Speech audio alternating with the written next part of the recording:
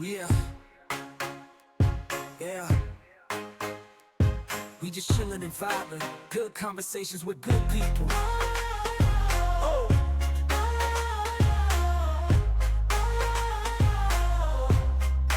good conversations with good people. Yeah,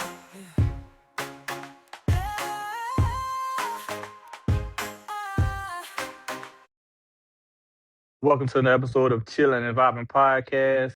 Today's guest, man, he's not just a coach. He not just don't coach football, he make them. Y'all welcome, man. The one, the only. Gio, what's going on, man? What's going on, guys? I appreciate you for having me. Thank you so much. Hey, man, I appreciate you for coming to Chill and Vibe, man. So, Gio, where you from, man? Hmm. I'm from Seattle. I'm from Seattle, Washington. So I live right here, Pacific Northwest. I live probably like 10 minutes from the Space Needle. So I live super close. Burien, Washington, more specifically, which is a suburb of Seattle. So, you a Seahawks fan? No, I'm a Raider fan. I'm a Raider fan. I grew up a Oh, Raider fan, man. and my stepfather kind of ingrained. It's ingrained in me. It's ingrained Okay. in me. So, what made you fall in love with football? Man, so when I first moved to the U.S., soccer wasn't really a thing. This was back in 1999, and where I moved, I became the only Mexican kid with predominantly African American kids, and they used to play a game that's the reference, the wording is a little bit politically incorrect, but it was called Smear the Queer, and it was like one of the first English words that I heard, and I was like, man, I want to go play.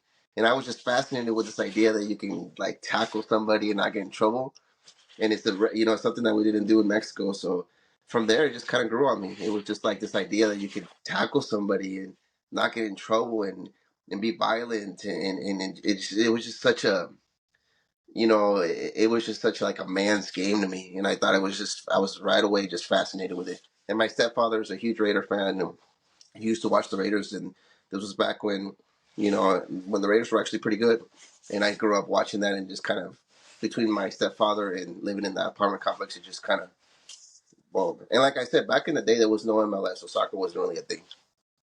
It was, but it wasn't what it is now. Oh yeah, soccer done took off, man. Like a lot of people. My Yeah, daughter, I just now put her in soccer. She got her second game coming up. yeah. Now it is, but back in the day, where there was soccer was not a thing. It was not something that was. Um, it just wasn't a thing. So back in the day, did you play football in I high didn't school? start playing football until I got to middle school. I played flag football, but I tried to play youth ball. But my parents, they were young; they were in their early 20s, and I think knowing, now that as you know, as a parent, it's so hard to go to practice and to go to work and to do all these things, and I'm able to kind of understand why they didn't do it, because it would have got to. I mean, they had 4 kids, so it was a lot for them. Um, and then so I wanted to play, but I did not play organized sports until middle school. So how did your coaching journey started?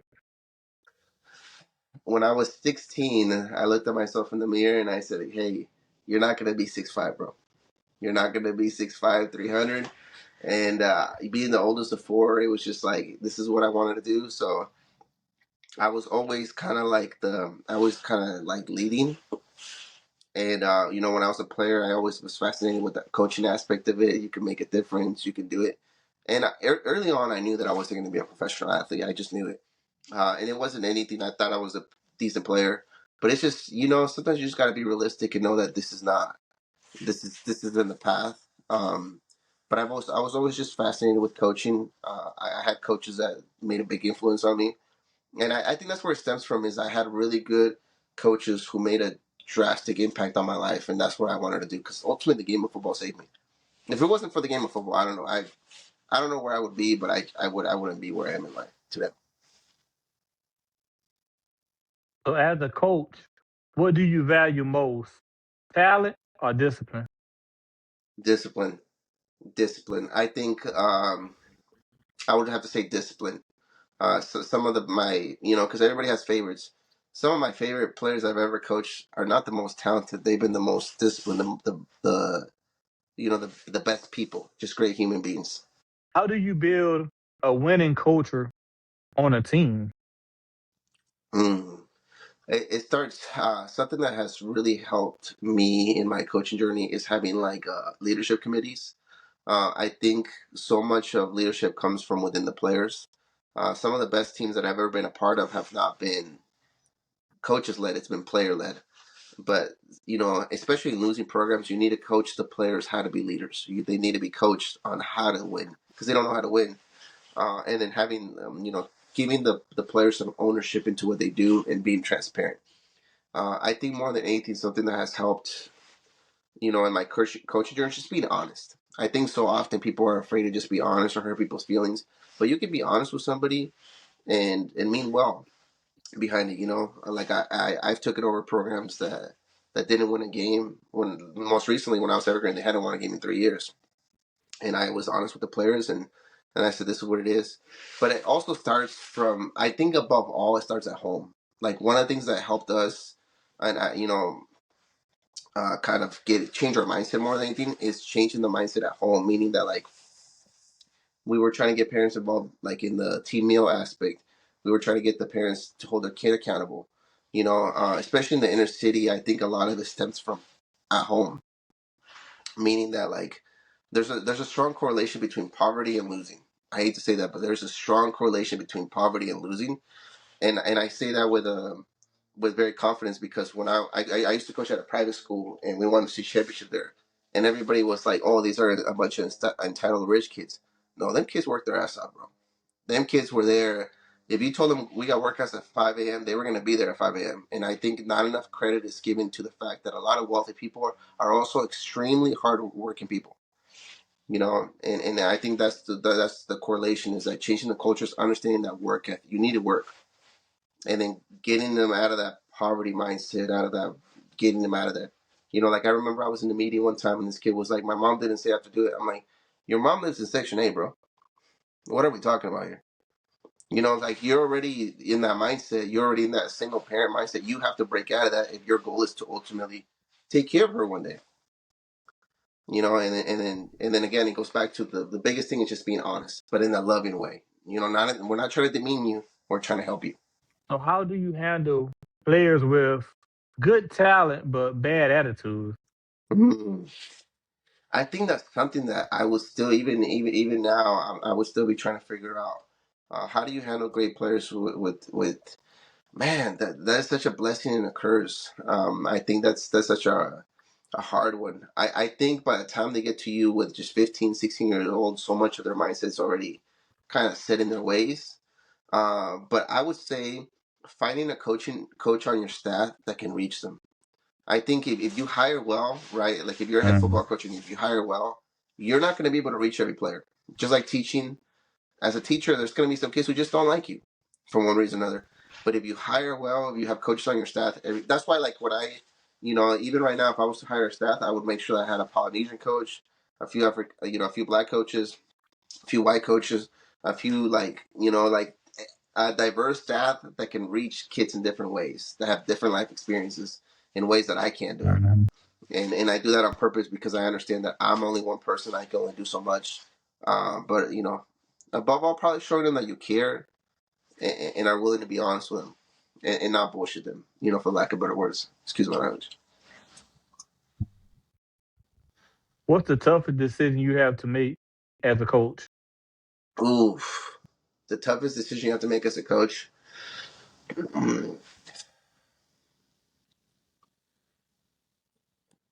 Probably there's two aspects. The toughest decisions that you have to make as a coach sometimes is maybe firing a coach. It's understanding that somebody on the staff is not good for you one way or another. I think that's something very. I've been in that position, and it happens. Even as long as they. And then the next one would probably have to be sometimes playing time. It's distributing who plays, who doesn't, because at the end of Mhm. the day, those players work hard for a reason. Um, but I think a lot of those things kind of get answered with film and whatnot. If you as a coach, if you're very studious. But probably playing time and firing coaches will be the two hardest things that I would do. And then, yeah, I would say those two things are probably the hardest. And then maybe also I would say this, maybe dealing with administration too. Like I think that as a football coach, especially at the high school level and the college level, not enough credit is given to how much BS you deal with behind the scenes. You deal with a lot of it. You deal with administrators who've never played football. You deal with, and the crazy thing is, we're gonna make a better impact on the kids than anybody in that damn building. But they still don't respect you the way that you. I mean, you're getting paid $5, $7, $10,000 a year to be there almost every day, and the kids respect you a lot more. But probably also administration, bro. Like just dealing with people who've never played football before. So, Speaking of dealing with people who never played football, how do you deal with parents that try to be the coach? I mean, fortunately, I never, as a head football coach, I didn't have to do that. As an assistant, I did, and I've actually had to deal with. Again, it goes back to just being honest. I think I've never been afraid of conversation, and I've never been afraid of having hard conversation, but also listening. Like, okay, like I've talked to a parent before where the kid rushed for 300 yards, and the parent just wasn't happy, and I would listen. I'm like, okay, what would you do? Like, let me hear you out. And I think it's kind of like, I think one analogy that I have is kind of like you've ever come across somebody and they're really pissed off, they're really mad, and if you just listen to them, and you just kind of give them a little bit of time to just kind of like decompress, and you're like, okay, so what now? That helps the psychology of it. It's not debating them, but just listening to them. I mean, like, okay, this is your thought process. This is my thought process, but also not going too far as feeling like you need to justify yourself because you're in that role for a reason. You know, and it goes back to like the administration side. You have to make sure you have an admin that really has your back because whether you're 10-0 and 0-10, you are going to have parents who just don't feel like you're doing a good job, and you need to have an admin that has your back. What advice would you give someone who wants to become a coach?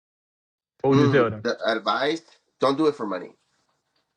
I think I've had a lot of coaches who they see the big contracts on TV. That is the 0.0000001%. Everybody else ain't making squat. Man, if you coach high school football, if you coach middle school, you ain't making money. You're not. You're just not. And, I've had thousands of friends that have been in and out of the industry. And if your goal is to make a decent amount of money in coaching, become a teacher. Like I have,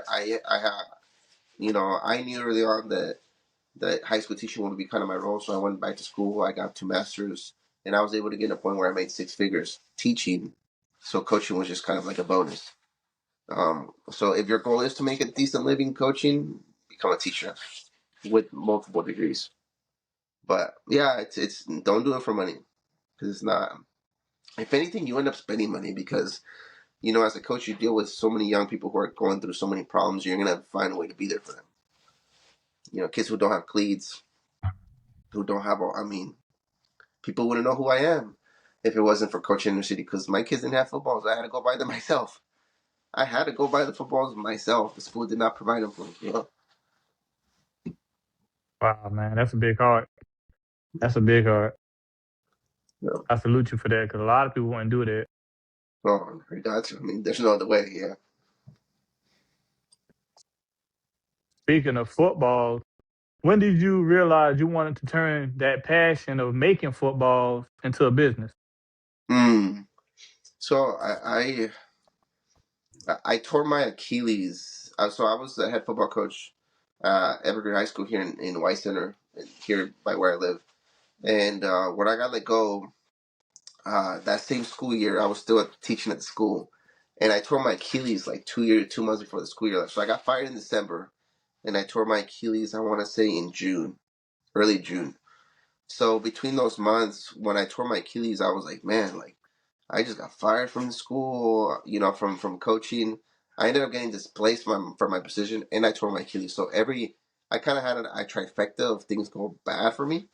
So I was like, man, I need to do something. Like this is not healthy. So I took on I had a bunch of footballs because I was living in a 1 bedroom apartment at the time. I had downsized in hopes of buying a house. And I had these footballs, and I'm like, bro, these are taking up too much space. Let me sell them. And they sold like in 48 hours, 24 hours. They sold like that. And I was like, there's got to be something here. And so I realized that breaking in footballs. So I don't make the footballs. I break in the leather of the footballs. I kind of soften up the leather. I go through that whole process. But I realized that there wasn't really in many videos or things that taught people. And um, honestly, my big break was one random day I decided to upload videos, and the one video hit like 120,000 views on TikTok. I'm like, whoa, and it was just kind of from there. And then I think the other break for me was when I started showing my face on camera. That's when things just kind of really took off for me. But it was just a hobby. Honestly, it wasn't anything that I really intended to be a business. I think what I realized is from having been a coach is that footballs are very expensive. Like, not many people realize that a football is $140, $120. They're expensive.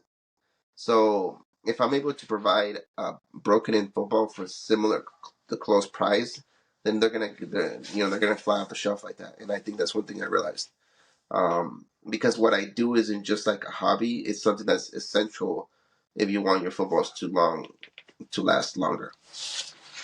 But yeah, it was just a hobby. It wasn't like a something I set out to, you know, which is interesting because now I'll have people that reach out to me, that want me to mentor them, and I'm like, I was already coaching football. I was already in the game. This was just, it just kind of was confidential, and if anything, a lot of my early clients were my coaching friends.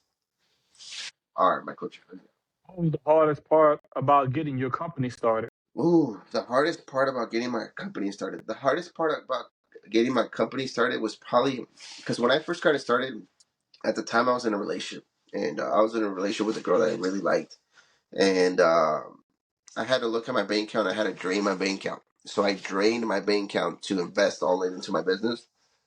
And I think as a man, I at the time, bro, for weeks, I couldn't afford to really take her out to dates. I couldn't afford things. I couldn't. I was so invested into my business that I kind of was very neglectful in the relationship. And I say this with grin because I think not enough is ever given to somebody who's an entrepreneur or a coach, that how much you sacrifice in your personal life, especially in order to be able to do these things, right? Um, and I think that was the hardest part, is making that sacrifice to go all in, because I didn't see a profit for probably a year and a half, something like that. But I didn't start seeing money until like down the road. So it was probably the hardest part was investing my teaching money into a business that I didn't know if it would flourish. So that was the hard, and along the way is having relationships end because of my obsession with trying to ultimately do what I'm doing now. You're going to remember this because it Yeah, was your first. Who was your yeah. first customer? Oof, my first customer.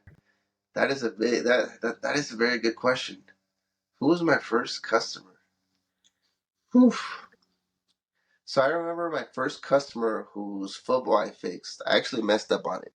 I didn't do it right. It didn't come out right, and it was a little peewee football. And they ended up having to send it back to me to fix. But I still remember that. I don't remember. What's interesting though? I don't think I remember like a lot of my early customers, because I did everything through eBay at first. So a lot of my transactions were so like that I never got to see a lot of my things. But somebody that's very memorable and that I'll always have a lot of respect for is, there's a quarterback coach here. His name is Coach P, and he coaches a lot of the up and coming players, and some of the best quarterbacks in the country right now train with him. And and he was the first guy to kind of like take me seriously. And I have a lot of respect for him, because a lot of my clients now come from him. But he's just such good people, and I say that because at the time I was friends with other people in the coaching business, and I would ask him, I'm like, hey, can you tell your quarterbacks about me? And they wouldn't say anything. They wouldn't care. I mean, now they say they know me, but I still remember when I would like basically almost be begging them to be like, hey, can you put me on? Can you let them know I'll do it for free for them? And they didn't. So Pete was the first one to ever really take me seriously and recommend me to other people. And again, it's not like I'm paying him for every sale that I make. This is all from the goodness of his heart. And that's why, like, for him, like for me, his money will never be good with me. I have a lot of respect for him. I think that he is We need more coaches like him. He's all about kids, and there's not enough people like him too in the training industry that's always trying to get a dollar out of you. He really cares about kids, and I see that from him. And again, you know, uh, he's probably the most memorable person from early on that was really, um, trying to advocate for me per se. What's one business mistake you made that you learned from? Man, one business mistake that I made early on was it still haunts me to this day was um I made a deal that was off site, meaning that there was no contractual agreement, it was just purely off trust, and it was like 5 grand. It's a lot of money. And I paid for a bunch of footballs to somebody that I could trust. 2 months passed, I didn't see any of the footballs. And I had to basically tell the guy if I don't get my money, then because he was my vendor when I was a coach. He was my vendor. He was my vendor, and so I felt like I could trust him. And he tried to run with my money, and so that was the biggest lesson that I learned was that to never send money to people that you don't know like that. That was a hard lesson because I ended up getting the money back eventually, but it was still hard because I mean you're talking about 8 9 weeks of just like especially when you're starting your business. That was that was in December too, so that was during the holiday season. So I lost, because one thing about running a business, you need money to make money, and I didn't have that 5 grand. That was a lot of money for me back then to just buy more footballs and keep the cycle going. So I would say that 5,000 probably cost me like 15 20,000 easy. So that was probably the biggest lesson was do not wire people money that you don't really know. And even if you do know, put it on paper. This is when I realized about contracts and all kinds of stuff. Yeah. Yes, man. What's the difference between real leather footballs and fake ones? Because I just Mm, thought footballs were footballs. I never knew. mm. I mean, there's so leather footballs are, they're very expensive because they're made out of cowhide. So that, like anything leather, right? If you've ever bought leather shoes, if you've ever had a leather interior in your car, it makes everything more expensive. So that's just kind of like the short way I could say it. So and not only that though, leather footballs, most adult leather footballs, official size, they're made here in America. So they're either made in Ohio or in Dallas. So that's what makes them so much more expensive. But they're made out of cowhide. But Okay. and then Yeah, the I other never knew one, that, man. I always just grab a football. yeah, no, but leather footballs are what they use at the college and what you see on TV is always a leather football. It's never because if you notice, synthetic footballs are very light, and for professional quarterbacks, it would almost be like a cheat code because they're so easy to throw. Mm, Yeah, I'm just finding out, man. I didn't know they had helmets for flag football. I didn't know either. I was like, I found that out yesterday. Well, because I tested them, I always was wondering why they would put these things, bro. But they're actually pretty dope. Like, because you think about it, you put padding right here on the side, and so anytime you have a collision, it protects you. And I thought that was a great idea. I'm like, damn. For anybody that's ever coached in 7-on-7 or some youth, I've seen head-on collisions by accident. So it's neat. And I know there's Hmm. gonna always be those macho guys that was like, I know it's not real football, but collisions happen, and it's just good. It's good to have that extra layer of protection. Yeah, you ever heard of pylon football, 707? I have what? Have you ever heard of I, pylon football, 707? yeah. I've heard of pylon. Yeah. It's like yes, I have. Yeah, I was just in Philly last year with them, and it was pretty dope. I didn't see the ones that you had on your own video, but I saw they did have like a little top on, like a little bucket hat. It was pretty Yeah, dope though. yeah. They have those ones, but the ones that I posted yesterday, that was actually pretty interesting because those ones actually like I would say that those ones they let you breathe a little bit better. What's something behind the scenes in football most people don't know about you? Mm. something behind the scenes in football that few people know about me.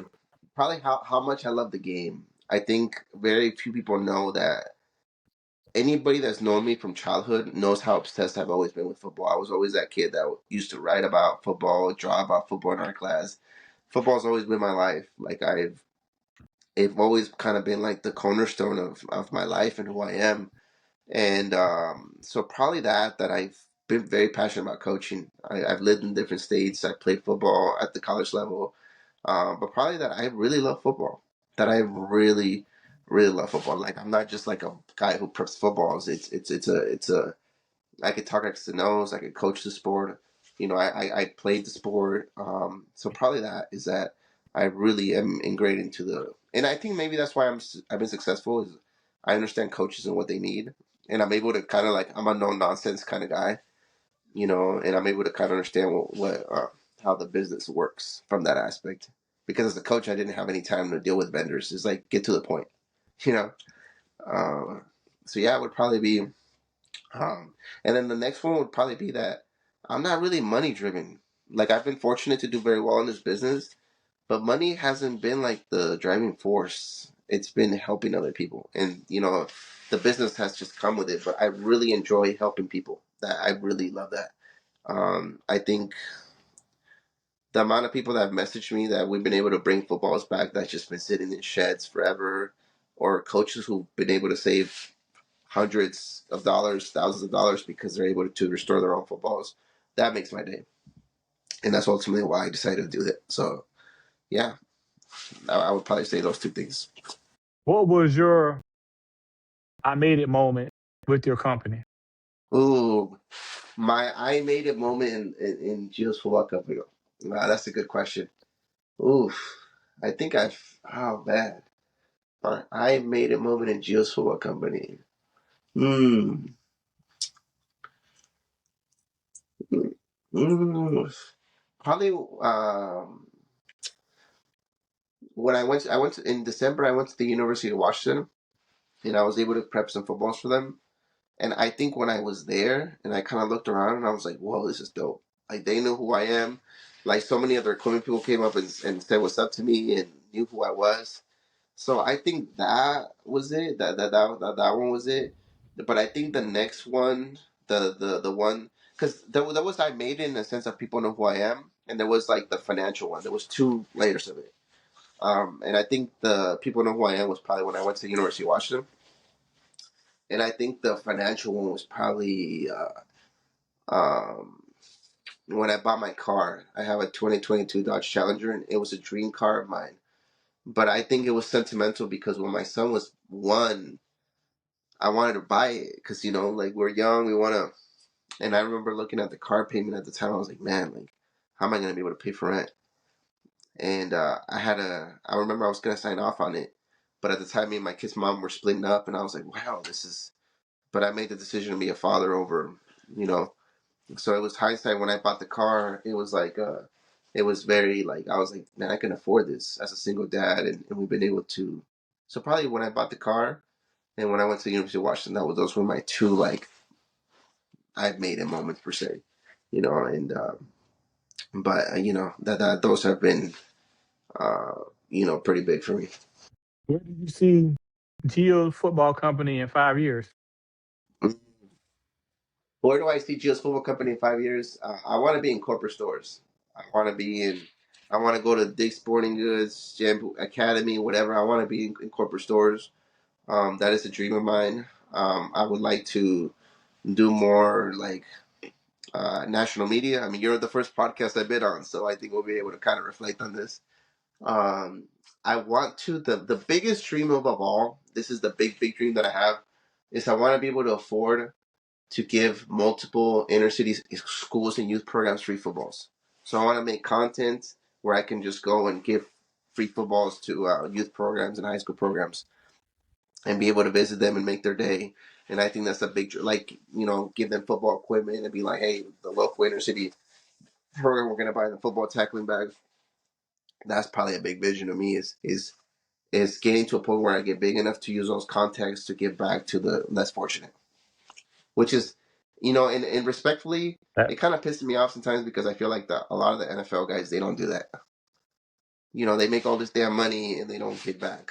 And I'm like, here I am, like I've made a good amount of money, and I'm like, bro, I've made probably like 20%, 15% of what these NFL guys make, and I'm giving back a lot. Like it pisses me off when they're making damn near all this money, and I'm like, bro, like you don't remember when you played youth program? You don't remember when you played youth football? Like you don't remember when you were at so and so high school and you guys didn't have enough money for the damn spaghetti pizza? Like if you donated $5,000, bro, they have food for the rest of the damn year. So I think that's the big, big, big goal for me is to be able to donate footballs with the logo on it, with like one of my GSTs, like multiple GSTs, like this one. I'll show you. I have a few GSTs like this one with like my logo on it. So I want to be able to donate a lot of them to inner city programs, and that's a big dream, and kids in need too. So that's like I want to be able to go that's to what's up, multiple inner man. cities across America and have that logo and be like, man, they were one of the beneficiaries, Because I mean, you see it, bro. Like whenever some of these schools go play, the private Catholic schools, and they're playing with footballs, I'm like, how the hell are you? This is unacceptable. So just kind of closing and making it more equitable. Yeah. So when you're not making footballs, what's your definition of chilling and vibing? Man, this is kind of a funny one, but for a long time, bro, I was kind of ashamed of being Mexican because I didn't feel like it was something that kind of helped me advance in my career. And actually, when I was young, I wanted to be black so bad that I wanted to get a damn do rag, and I wanted to be like Michael Vick, and it's because I was like, man, I want to have waves. I wanted to do this, but all that being said, is what I do on the weekends now. I go to bailes, which is Mexican dances, and I kind of have a fun time there, and that's kind of what I do. Is kind of my way of getting away from fatherhood, away from football work, and just kind of like reconnecting of who I really am on the inside.